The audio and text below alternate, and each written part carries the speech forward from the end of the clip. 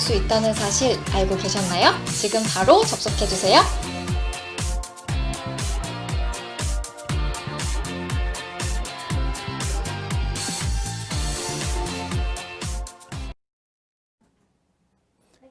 네, 안녕하세요.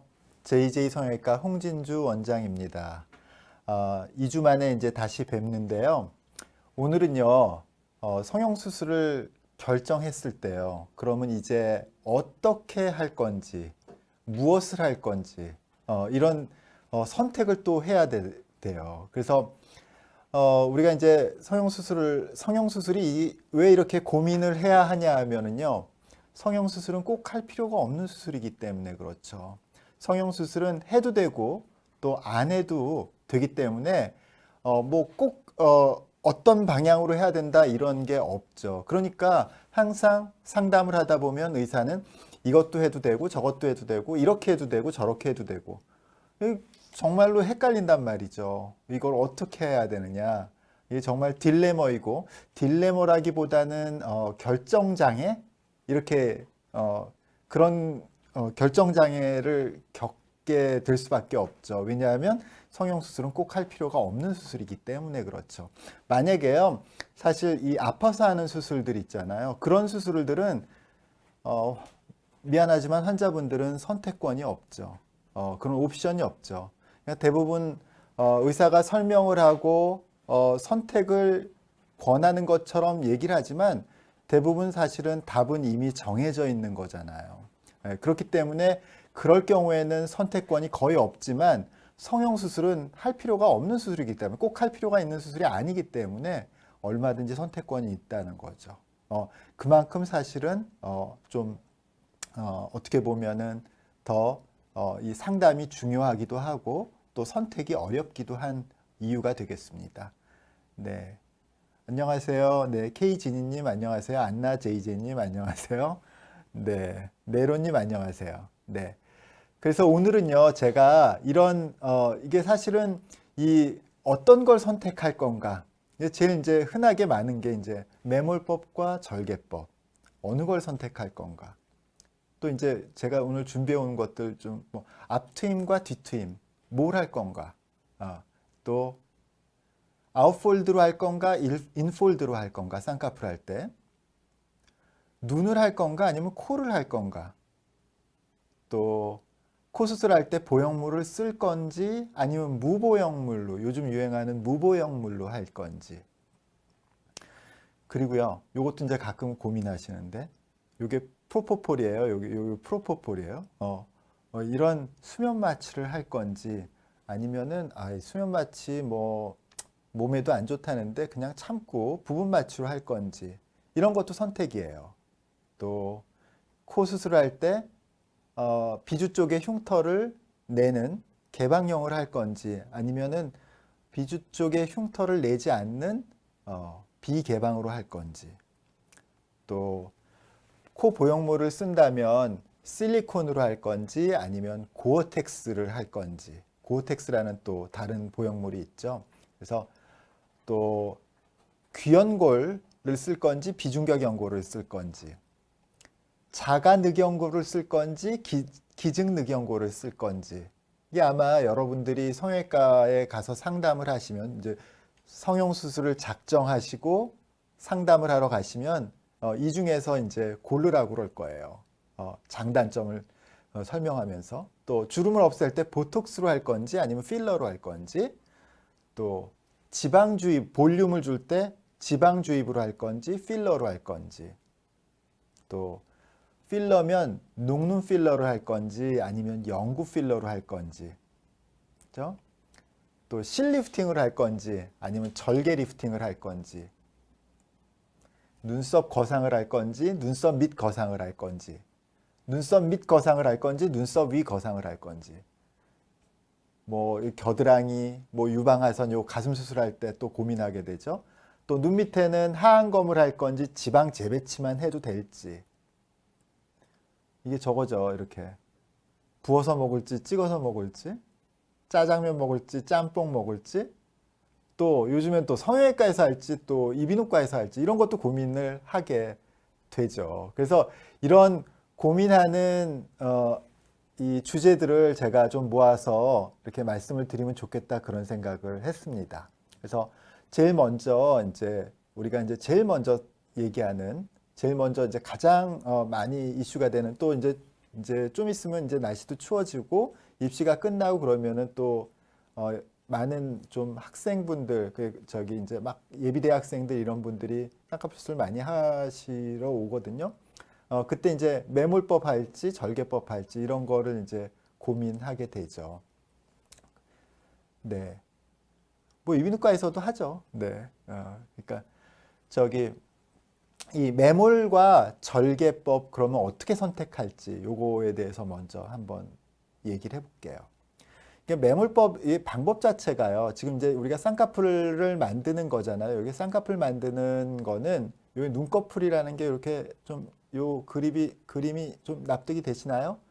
요거 이제 눈썹이고요. 여기 눈썹이고 그 밑에 속눈썹이고 이렇게 이제 눈썹이고 속눈썹이고 요 바깥쪽은 피부죠. 그리고 안쪽에는 결막이죠. 결막이라는 건 미끌미끌한 막이라서 우리 안구하고 컨택트가 되는 거죠. 그러니까 안구하고 이렇게 미끌미끌하게 움직이는 거죠. 그러니까 눈꺼풀은 마치 패딩처럼요. 이렇게 도톰한 패드처럼요. 바깥쪽에는 이런 피부로 쌓여 있고 안쪽에는 결막으로 쌓여 있어요. 근데 눈 뜰 때 쌍꺼풀이 이루어지려면 바깥쪽 피부가 이 안쪽 결막하고 연결이 돼서 눈 뜰 때 같이 올라가 줘야 되는 게 쌍꺼풀이거든요. 근데 이 쌍꺼풀을 만든다는 거는 그래서 요 피부하고 이 안쪽에 있는 결막을 서로 붙여주는 거예요. 그러니까 서로 붙여주는 거죠. 그러니까 붙여주는 거는 그냥 실로 묶어주는 방법도 있고요. 아니면 우리가 상처를 내서 외과적인 상처를 내서 그 상처가 나으면서 얻어지는 신생 조직, 그러니까 신생 조직이 흉이죠. 그 신생 조직을 이용해서 이 앞에 있는 피부와 뒤쪽에 있는 결막이 서로 붙도록 만들어주는 그런 절개법 두 가지 방법이 있죠.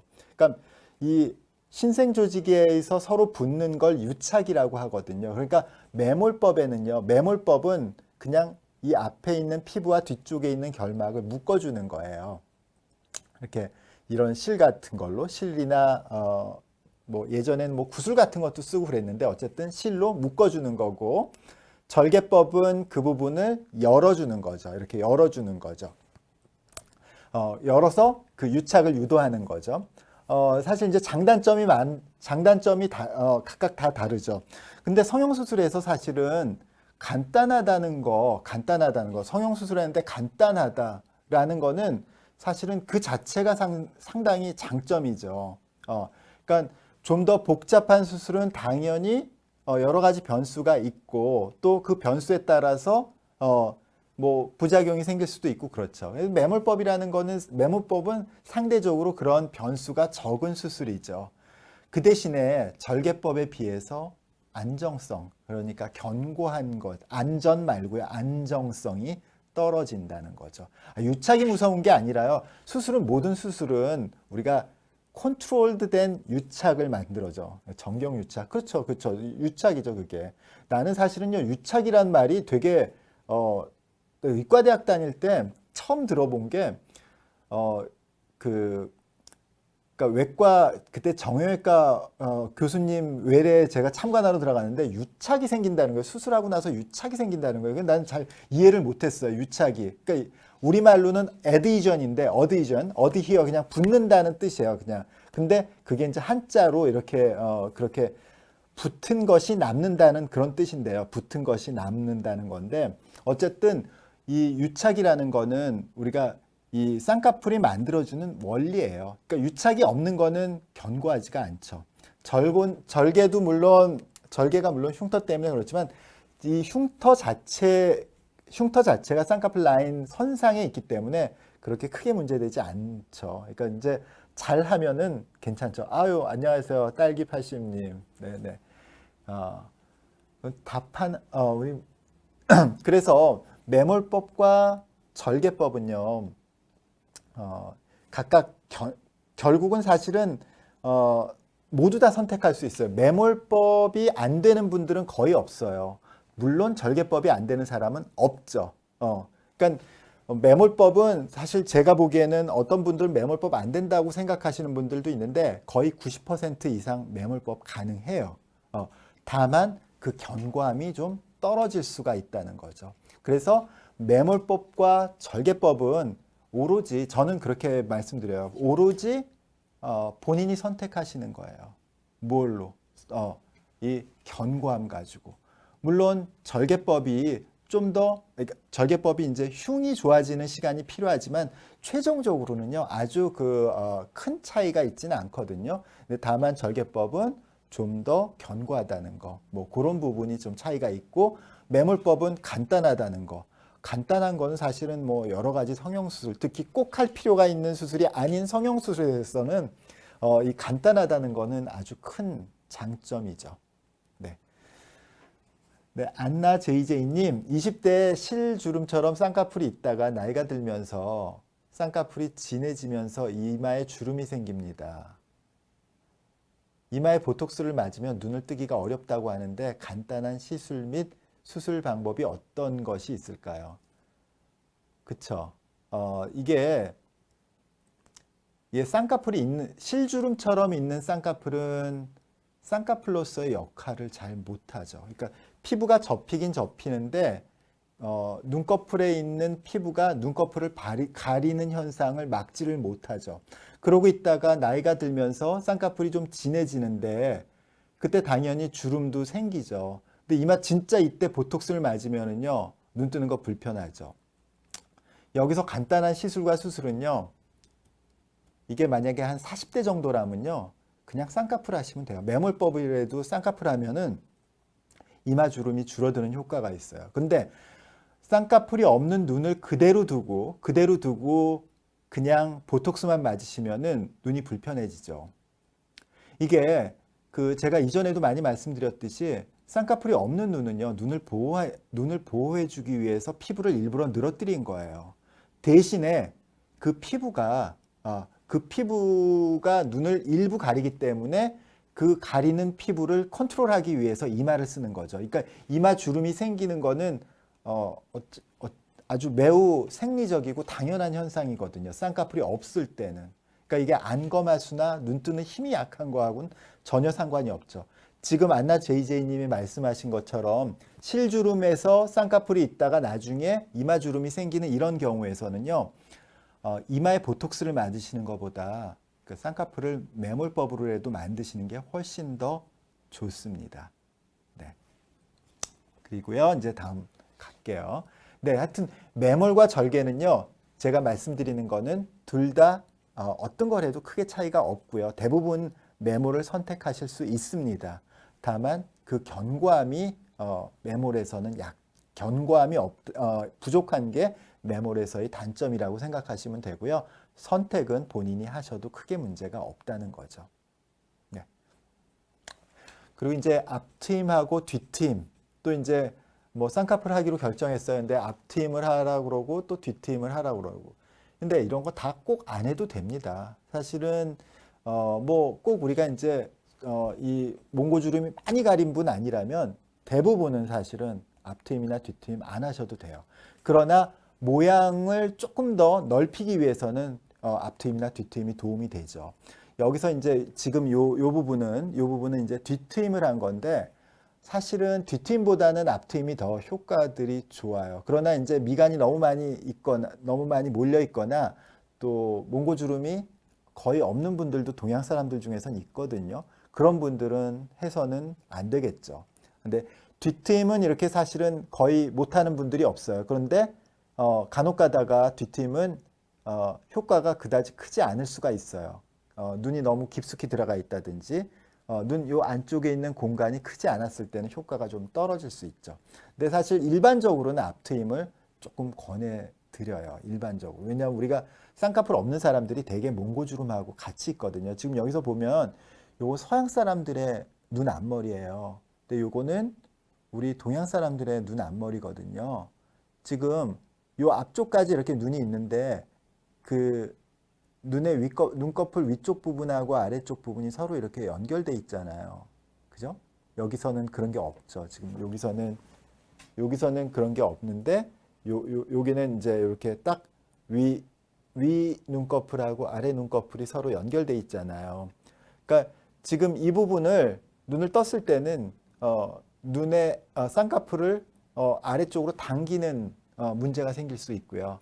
또 눈매 교정을 하더라도 위쪽으로 올라가는 걸 방해해서 쌍꺼풀 앞쪽이 너무 급격하게 떨어지는 그런 옴팡눈 같은 현상이 생길 수가 있어요. 그래서 사실은 이 앞트임은 좀 더 뒷트임보다는 더 쓸모가 많은데 이건 물론 개개인별로 많은 차이가 있죠. 어쨌든 이 앞트임을 할 거냐 뒷트임을 할 거냐는 제가 느끼기로 상담할 때 느끼기로 뒷트임에 굉장히 기대가 커요. 뒤쪽에 하면 눈이 많이 커질 거라고. 근데 사실 뒷트임이 그렇게 아주 마술 같은 효과를 거두는 건 아니고요. 오히려 쌍꺼풀하고 같이 했을 때는 앞트임이 좀 더 좀 효과적인 경우가 있어요. 뭐 효과를 본 사람들을 네, 그렇죠. 효과 있는 분들도 많이 있어요. 그렇지만 효과 못 본 분들도 당연히 있죠. 네. 네, 대개 염증 치료 과정에서 잘못으로 유착이 생긴다. 네, 그렇죠. 그러니까 염증 치료 과정에서 잘못하면은 염증 치료는 유착이 항상 생기죠. 근데 모든 상처에는 유착이 생기는 거죠. 유착이라는 건 우리 조직이 서로 이렇게 붙는 거거든요. 그래야 상처가 낫죠. 아이고 저거죠. 지금 슈퍼챗이죠. 아, 감사합니다. 저런 거 받으면 이렇게 뭐 리액션 해야 된다고 그러던데. 네, 감사합니다. 네. 그래서 지금 이렇게 유착이라는 거는 서로 이렇게 붙는 건데 바로 상처가 낫는 것도 붙어야 낫는 거죠. 근데 원치 않는 곳에 붙으면 안 되는 거죠. 그러니까 관절 부분이 이렇게 움직여야 되는 부분에서 유착이 생긴다든지 이렇게 눈꺼풀이 이렇게 눈을 떴다 감았다 해야 되는데 움직여야 되는 부분에서 유착이 생긴다든지 이런 것들이 이제 곤란한 유착이고요. 지금 우리가 쌍꺼풀을 만들기 위해서 한 거는 계획된, 컨트롤된 유착인 거죠. 제가 제일 잘하는 분야요. 제가 제일 잘하는 분야는 눈제 수술하고 거상술이에요. 네. 그리고 네. 그래서 요 앞트임 뒷트임은 네, 앞트임 뒷트임은 저기 이렇게 본인이 선택하는 거. 그러나 일반적으로는 앞트임을 많이 하신다 말씀드리겠습니다. 네. 그리고 이제 아웃폴드, 인폴드 이거 되게 많이 이제 고민하세요. 특히 어린 학생들은 아웃폴드, 인폴드에 아주 목숨을 걸어요. 네, 진짜 이게 목숨을 거는데 잘못 알고 있는 분들도 있어요. 그러니까 랭커원님 아까 성함을 말씀드렸어야 되는데 죄송합니다. 네. 확실하게 감사의 인사를 드려야 되는데, 네, 이 아웃폴드, 인폴드에서 우리가 이제 많이 혼돈하는 게 요새 제일 인기 있는 폴드가 인, 아웃 폴드예요. 근데 사실은 우리 분류상으로는 아웃폴드 아니면 인폴드예요. 앞쪽 부분이 이렇게 붙는 것은 인폴드. 그러니까 이게 앞쪽 부분이 안쪽에서 나왔다 인폴드죠. 앞쪽 부분이 이렇게 떨어진 거 이거 아웃폴드예요. 아웃폴드. 그러니까 요건 인폴드 떨어지면 아웃폴드고 붙으면 인폴드예요. 이 아웃폴드냐 인폴드냐는 눈의 앞머리가 붙었느냐 떨어졌느냐만 가지고 따지는 거고 뒤쪽을 가지고 따지는 게 아니에요. 근데 인아웃폴드라는 건 뭐냐면 요렇게 이거 지금 붙은 건지 떨어져 있는 건지 잘 안 이게 애매하거든요. 이렇게 애매한 것을 인아웃폴드라고 하는 거예요. 애매한 것을 인아웃폴드라고 하는데 많이 잘못하시는 뭐 잘못도 아니죠. 이거는 뭐 규정돼 있는 게 아니니까. 이렇게 앞쪽에는 붙어 있고 바깥쪽엔 떨어져 있잖아요. 그래서 이게 인, 아웃 아니에요. 라고 말씀하시는 분들이 있어요. 그래서 이걸 인, 아웃 폴드라고 잘못 알고 계시는 분들이 있어요. 뭐 잘못도 아니죠. 이게 무슨 뭐 학술 용어도 아니고 사실은 최근에야 만들어진 용어니까요. 뭐 이게 뭐 잘못된 것도 아니에요. 근데 어쨌든 우리가 일반적으로 얘기하는 인, 아웃 폴드는 이렇게 앞에가 붙을락 말락 하는 것을 인아웃 폴트라고 하는 거고요. 앞쪽에 딱 붙은 거는 인폴드예요. 그러니까 요걸 인아웃 폴드라고 말씀하시는 분들이 좀 있더라고요. 근데 어쨌든 근데 결론은요. 이렇게 앞에가 붙든 떨어지든 중요한 거는 쌍꺼풀 라인이 피부 결을 따라서 고르게 있는 게 중요해요. 사실 앞쪽이 붙고 떨어지고는 사실은 그렇게 중요한 문제가 아니거든요. 그러니까 예를 들어서 지금 요 이제 다 예쁜 눈들만 제가 가지고 나왔어요.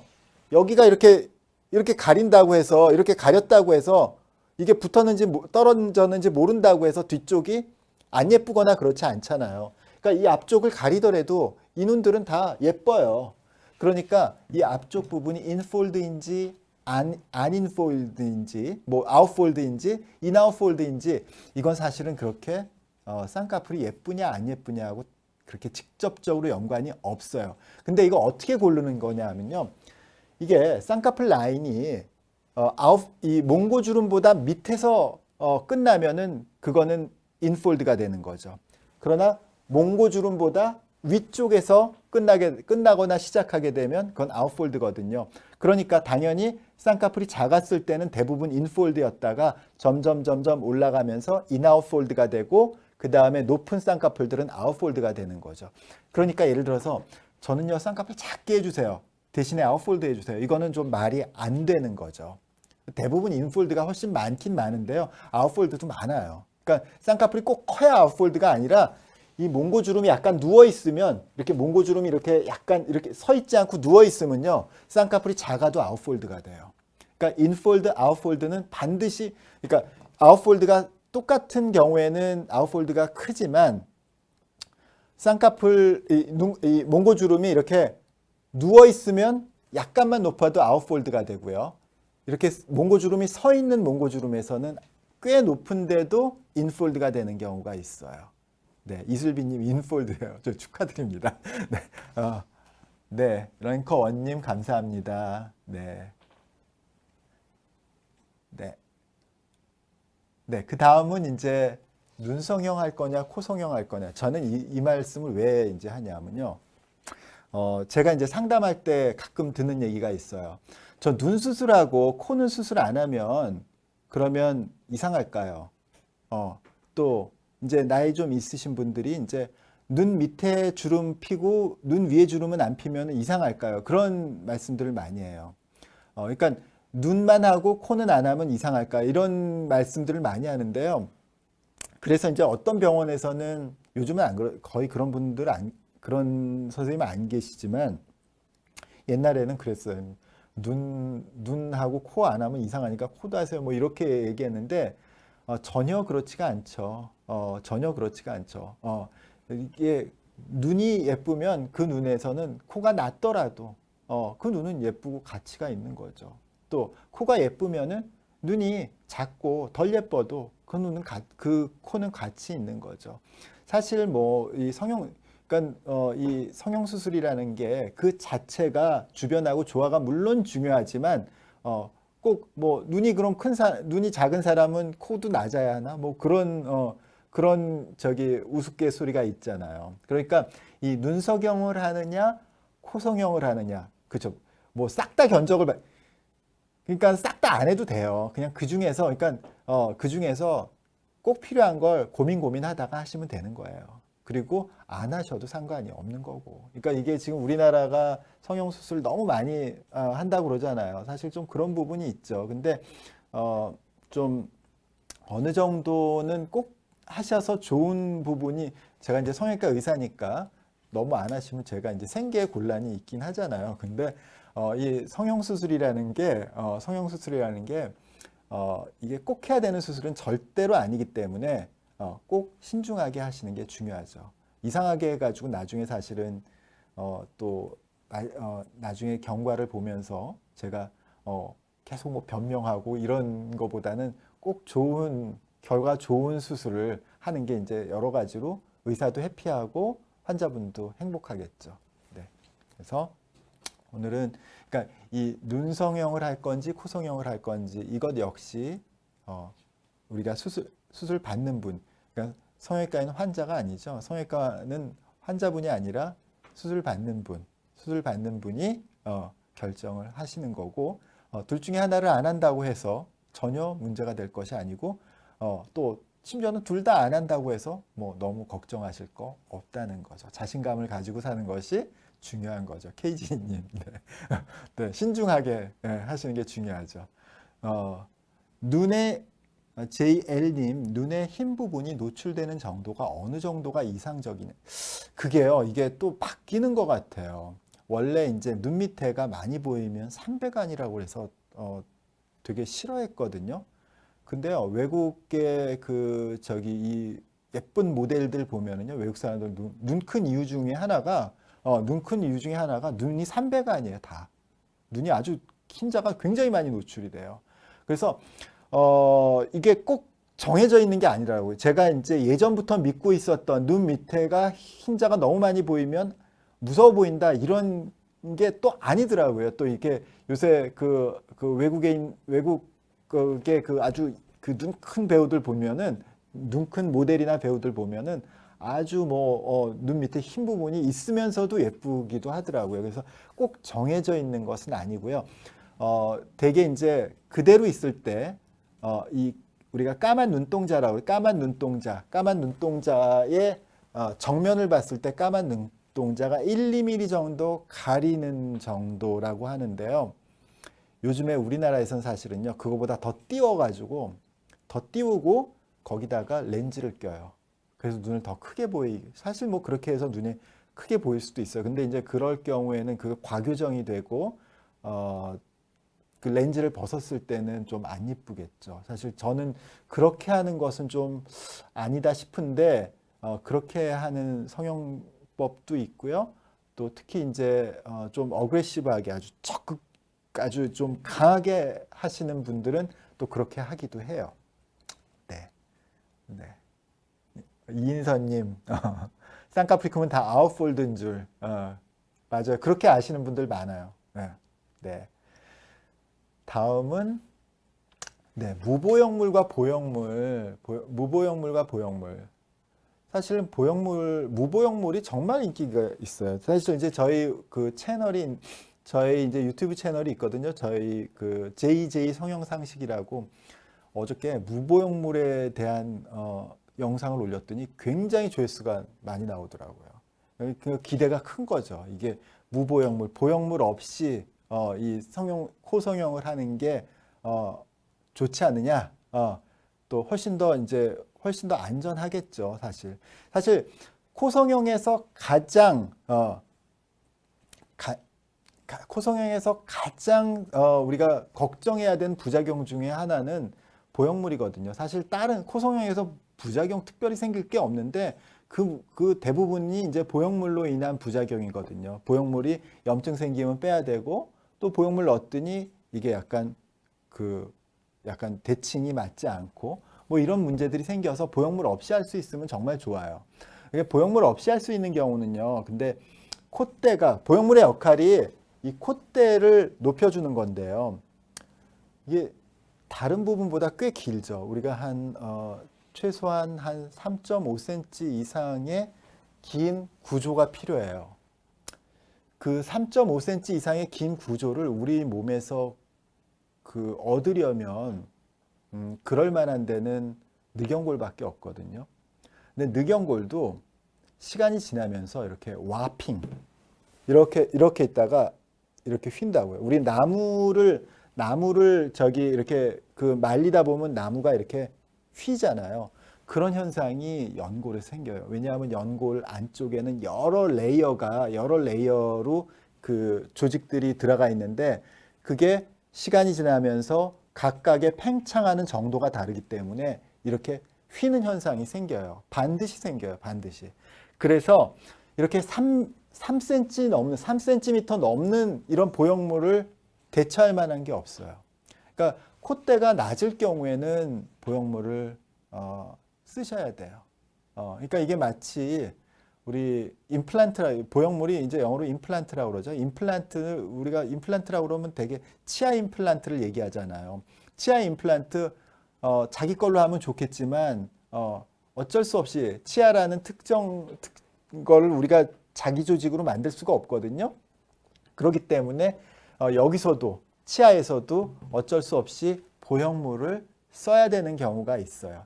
그러니까 그걸 쓰지 않으면 생각보다 안 예쁜 경우가 있는데 그런 경우가 이 코끝보다는 그러니까 코끝을 우리가 코끝을 성형할 때는 자기 연골, 진피 이런 자가 조직으로 다 가능한데 낮은 콧대를 높일 때는 그때는 보형물을 써야 돼요.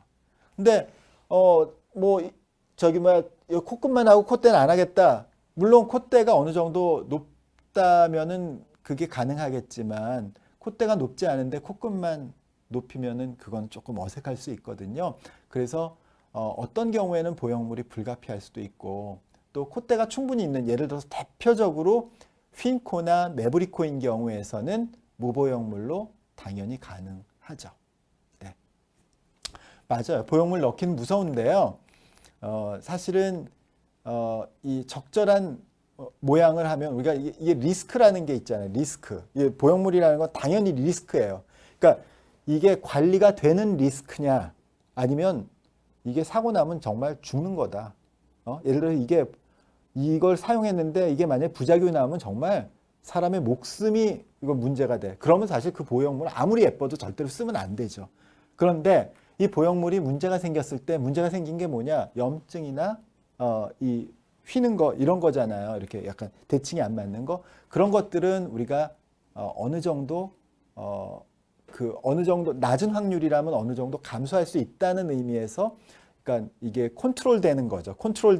우리가 조절할 수 있는 또 감수할 만한 위험, 리스크라고 이제 얘기를 하는 거죠. 그러니까 사실 그 부분도 사실은 원치 않는 분들도 있을 수가 있죠. 그렇지만 이제 우리가 이제 성형 목적으로는 또 이 치아도 마찬가지고 이런 임플란트 보형물을 쓰는 경우가 있습니다. 사실 이거 외에도 사실 보형물 많이 쓰죠. 가슴 보형물도 쓰고요. 또 심장 박동을 만들기 위해서 박동을 우리가 조절하기 위해서 페이스메이커라고 해서 여기다가 이제 가슴에다가 이렇게 동전만한 금속 장치를 심기도 하고요. 근데 이런 것들이 전부 다 보형물이고 사실 이런 보형물들이 어느 정도는 우리 몸에 들어가 있어도 안전하게 컨트롤되면 크게 문제되지 않습니다. 네, 답을 조금 네. 토토앤꽃님 코 수술 후 콧구멍이 많이들 짝짝이가 되거나 콧대의 중심이 살짝 달라지는 경우도 있다는데 이런 경우도 재수술인가요? 네, 그렇죠. 사실은 이제 코 수술을 하고 콧구멍이 조금 달라지는 경우가 있을 수도 있죠. 뭐 너무 달라지면 안 되겠지만 어느 정도 특히 이제 휜 코 수술하고 이럴 때는 사실 콧구멍의 얼라인먼트하고 콧대의 얼라인먼트가 조금 다르기 때문에 이렇게 좀 달라지는 경우가 있는데 그 콧구멍 그 부분만 재수술을 해서 개선을 할 수도 있습니다. 콧대 중심, 그렇죠. 이게 코끝의 중심하고 콧대의 중심이 사실 달라질 수가 있거든요. 그러면은 뭘 중심으로 해야 되나? 콧대 중심을 맞출 건가, 콧끝을 중심을 맞출 건가 이게 사실은 되게 고민이에요. 근데 요건 나중에 좀 자세히 말씀드려야 되겠지만 콧대 중심하고 코끝의 중심에서 어느 게 더 중요하냐면 사실은 코끝의 중심이 좀 더 중요합니다. 네, 준서님, 원장님 성형수술하려면 꼭 서울 가서 해야 될까요? 대구 사는 친구들이 서울 가서 하라고 하는데요. 아니요, 대구가 아주 훌륭한 성형외과 선생님들 많이 계세요. 대구가 의과대학인 제가 대구 얘기 나와서 이제 약간 농담하는데 농담이 아니라 옛날 얘기 하는데요. 제가 이제 전문의 시험을 이제 볼 때요. 전국에 있는 성형외과 그 시험 보는 사람들이 다 같이 한 호텔, 지금 서울교육문화회관이라고 있거든요. K호텔이라고 있는 옛날에 서울교육문화회관이라는 그 좀 약간 좀 저렴한 호텔이 있어요. 거기서 이제 다 같이 먹고 자고 해요. 근데 대구의 의과대학이 4군데가 있어요. 네 군데 있는데 거기 출신 선생님들이 아주 공부 열심히 하시고 또 제가 이제 그 전문 시험 볼 때 전문 시험 떨어진 분들이 많았어요. 전문 시험이 갑자기 그 해가 어려워가지고 대구 분들 한 분도 안 떨어졌어. 그래서 내가 아직도 기억 남는데 대구 아주 저기 선생님도 훌륭한 분 계시고요. 대구뿐만 아니라 지방에도 정말 훌륭한 선생님들 많이 계시거든요. 그러니까 뭐 꼭 서울 오실 필요는 당연히 꼭 서울 와야 된다는 법은 없습니다. 네, 조이 L님 앞트임을 했는데 좀 더 트고 싶은데 지금이 더 나을까요? 지금이 더 낫다는 거는 뭐 그래요. 이게 우리가 성형수술이라는 건 다 본인의 선택에 의해서 해도 되고 안 해도 되는 수술들이기 때문에 앞트임을 더 터도 되고 지금 놔둬도 돼요. 근데 사실은 그 한계 효용의 법칙이라는 거 있잖아요. 아주 목이 말랐을 때 물을 마시는 건 정말 아주 100만 불짜리 물이라면 물을 충분히 마시고 뭐 그렇게 목이 마르지 않고 마시는 물은 사실 그렇게 비싸진 않잖아요. 그렇게 효용이 크진 않잖아요. 그러니까 또 더 하는 거는 한번 좀 신중히 지금 어느 정도 만족하신 거죠. 그러니까 더 하시는 거는 조금 신중히 생각하셔도 하시는 게 낫지 않나 그런 생각이 드네요. 올리브님, 저는 눈 아래가 약간 올라오는데 물집 같기도 하고 비대종 같기도 하고 치료 방법이 눈 아랫눈꺼풀이 물집. 요거는 피부과에 한번 가시는 게 피부과나 뭐 성형외과도 뭐 잘 보긴 하지만은 뭐 요런 간단한 거니까 뭐 성형외과 가셔도 되고 피부과 가셔도 되는데 비대종이라는 거 비립종이라는 게 있죠. 그러니까 그 비립종이 이제 그 피부 아래 그 표피 아래쪽에 이제 몽우리가 지는 건데 여러 가지 종류들이 있어요. 그래서 그거는 뭐 그렇게 크게 문제될 것 같지는 않고요. 그러나 아마 본인이 의사가 아닌 본인이 처리하긴 좀 어렵지 않을까 생각이 됩니다. 네. 네. 그리고 이제 진짜 이게 많이 얘기되는 수면 마취할 건가 부분 마취할 건가. 수면 마취하면은 뭐 유령 수술한다던데 뭐 그런 얘기도 듣고 또 부분 마취하면은 너무 아프지 않을까 뭐 그렇게 고민을 하실 거예요. 또 수면 마취하면 그 악명 높은 프로포폴을 쓴단 말이죠. 이게 프로포폴이에요. 프로포폴 이 우유주사 프로포폴이에요. 그 요 옆에 있는 건 미다졸람이라는 또 약제고요. 그러니까 지금 이제 보통 우리가 수면 마취하면은 이런 프로포폴하고 또 미다졸람하고 또 케타민도 써요. 케타민 좀 옛날 마취제인데 사실 통증을 완화하는 게 좋아서 케타민 요 세 가지를 이제 섞어서 이제 쓰게 되는데요. 고민이 많으시죠. 이거 저는 안 했으면 좋겠어요. 이런 분들도 많이 있어요. 네. 근데 우리가 이제 전신 마취 말고 이런 눈이나 코를 수술하는 그런 경우에는요. 기본적으로 수면 마취로만은 하는 수술이 아니죠. 기본적으로는요. 부분 마취, 그러니까 리도카인이라는 국소 마취제를 이 수술하는 부위에다가 골고루 주입을 하는 거예요. 근데 그걸 머금은 조직들은 신경이 일시적으로 통하지 않는 거죠. 그래서 통증을 이 중추신경계로 전달하지 않는 것이 이 부분 마취의 원리인데요. 그러니까 치과 가서 치료받으실 때 주로 받는 마취제, 그게 바로 부분 마취고요. 이 쌍꺼풀 수술이나 코 수술이나 모두 다 부분 마취를 하게 됩니다. 그러니까 수면 마취 없이도 그것만으로 해도 되죠. 근데 치과 치료나 이런 것과는 달리 좀 범위가 넓죠. 부위가 넓어요. 그러니까 당연히 우리 주사 바늘로 여러 번 우리가 주사를 해야 되거든요. 여러 번 찔러야 되는 거죠. 그러니까 그 사이에 조금 우아하지 않죠.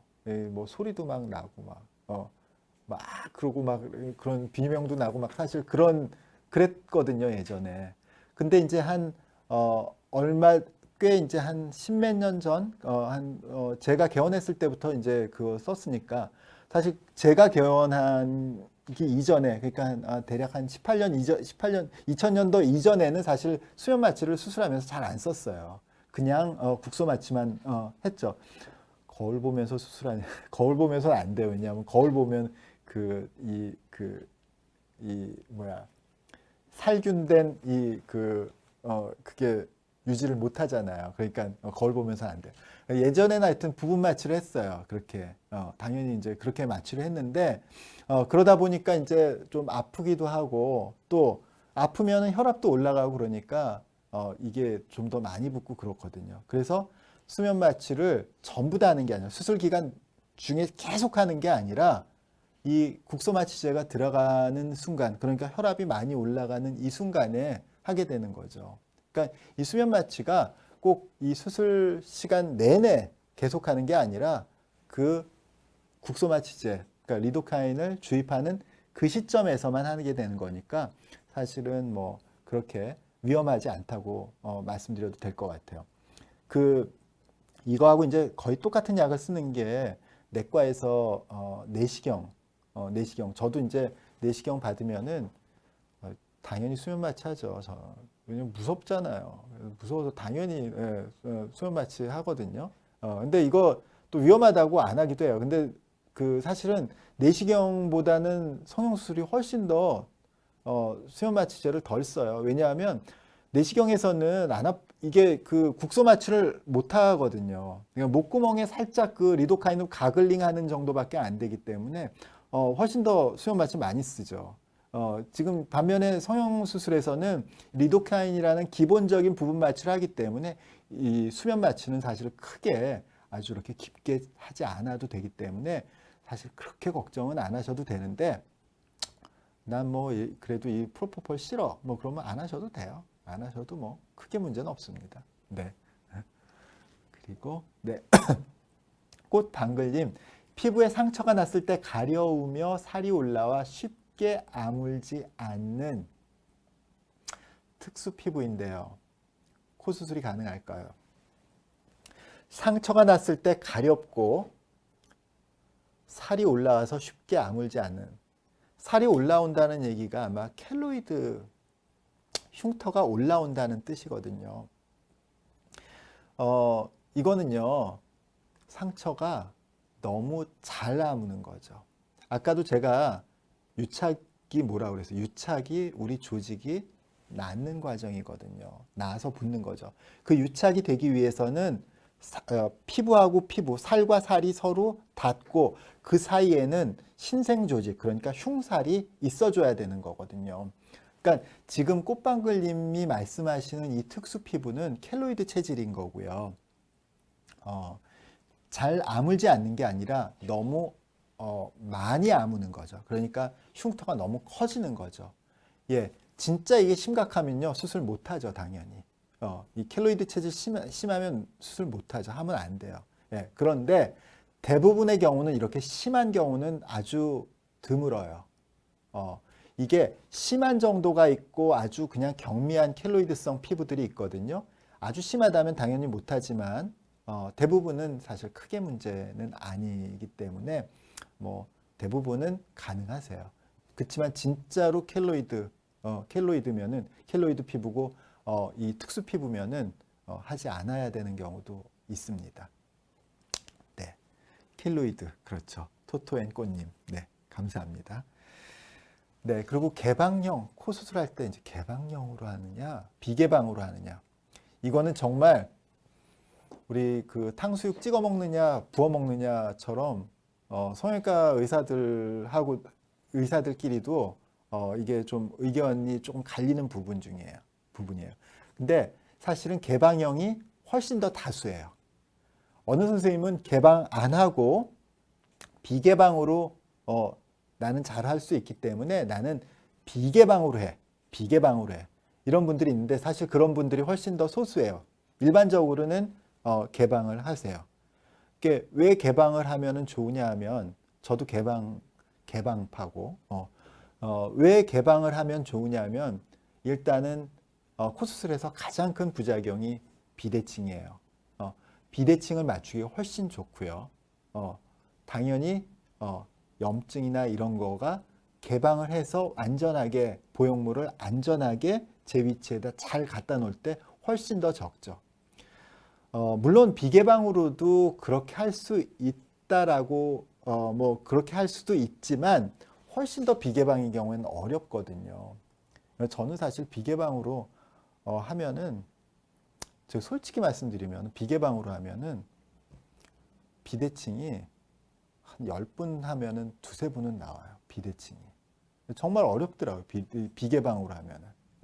그래서 개방으로 하면은 거의 문제가 없는 경우도 비개방으로 하면은 그런 비대칭의 문제, 또 이 연골이나 보형물이 정확하게 우리가 원하는 위치로 안 들어가서 원치 않는 모양이 그렇게 예쁘게 안 나오는 경우가 많기 때문에 저는 개방을 선택하는데, 또 상당히 많은, 그러니까 물론 소수이지만 상당히 많은 선생님들 비개방을 하시기도 합니다. 그러니까 개방했을 때 이제 흉터가 문제인데, 사실 오래 시간이 충분히 지나면은요, 이게 지금 2주 된 거거든요. 이거 빨긋빨긋하죠. 근데 자세히 보면요, 이건 나중에 보이지도 않아요. 그래서 저는 개방형을 말씀을 드리는데, 제가 뭐 실력이 조금 부족해서 그럴 수도 있고요. 그냥 이 비개방으로도 잘하는 선생님들도 있긴 있어요. 근데 확실히 똑같은 경우라면 사실은 개방이 좀 더 안정적이고 또 비대칭이나 부작용의 가능성을 줄이는 방법이라고 저는 생각해요. 네, 기술입니다. 네, 비개방해도 돼지코가 되고 안 되고는 개방 비개방의 문제가 아니고요. 대부분 돼요. 그러니까 특별히 어느 경우에 돼지코 안 되냐면요. 여기다가 저는 제일 여기다가 이 매드포아라고 기둥을 세우는 게 있어요. 기둥 세우는 거예요. 약간 그 인조 보형물로 기둥 세우는 게 있어요. 저는 개인적으로 정말 싫어해요. 근데 그렇게 하시는 선생님도 있어. 그리고 그거는 잘못된 게 아니라 좀 그렇게 하는 분이 있어요. 근데 그렇게 하면은 돼지코 안 돼요. 그거는 돼지코 안 돼요. 비주에다가 매드포아나 메쉬 쓰면 돼지코 안 돼요. 근데 대부분의 경우에는 개방이든 비개방이든 돼지코 됩니다. 네. 네. 실리콘과 고어텍스. 요새는 대부분 사실 실리콘 써요. 근데 제가 2000년대 초반 이럴 때는요, 거의 다 고어텍스로 했어요. 왜냐하면 그게 이제 고어텍스가 이제 새로 나온 거고, 또 부드럽고 자연스럽고 뭐 이렇다는 인식이 강했어요. 그래서 고어텍스를 쓰고 지금도 외국 성형수술이 우리나라보다 조금 좀 이제 늦게 발전한 중국 같은 경우에는요, 제가 지금 요새는 중국 못 가봐서 모르겠는데 한 2, 3년 전만 해도 고어텍스를 훨씬 더 많이 썼어요, 중국은. 근데 우리는 이미 사실은 옛날에 고어텍스 시기를 지나고 이제 다시 실리콘으로 쓰거든요. 그래서 사실 대부분은 실리콘을 써요. 근데 어떤 경우에 고어텍스가 좋냐 하면요, 남자들한테, 왜냐하면 고어텍스의 특징 중에 하나는요, 콧대가 약간 울퉁불퉁해요. 약간 그걸 자연스럽다고 생각할 수도 있거든요. 남자들 코에서 좀 도움이 되는 게 있어요. 네. 그래서 실리콘과 고어텍스는 둘 다 이제 아직도 사용을 하지만 요즘은 이제 실리콘을 더 많이 사용한다고요. 네, 사실 이제 많은 걸 이제 제가 좀 이렇게 얼마나 이 분량이 될지 몰라서 많이 이제 얘기를 이런 이제 주제를 준비해 왔는데요. 이 나머지 주제에 대해서는요, 또 다음에 기회가 되면 또 말씀을 드려볼게요. 사실 이렇게 하니까 좀 단점이 조금 깊게 자세히 설명을 못 드린다는 그런 단점이 조금 있긴 있네요. 근데 그래도 그러니까 좀 이렇게 상담을 가셔서 뭘 고민하고 또 어떤 선택을 하셔야 될지 조금이라도 도움이 된다면 다행이겠네요. 네, 오늘은 여기까지 말씀드리고요. 2주 후에 더 재밌는 주제를 가지고 찾아뵙겠습니다. 감사합니다. 여러분, 아직도 궁금증이 해결되지 않으셨다고요? 저희 비욘디 앱으로 들어오셔서 질문 남겨주시면 비욘디 멘토분들이 직접 답변을 달아주십니다. 이번 영상도 유익하셨다면 좋아요와 구독 부탁드려요.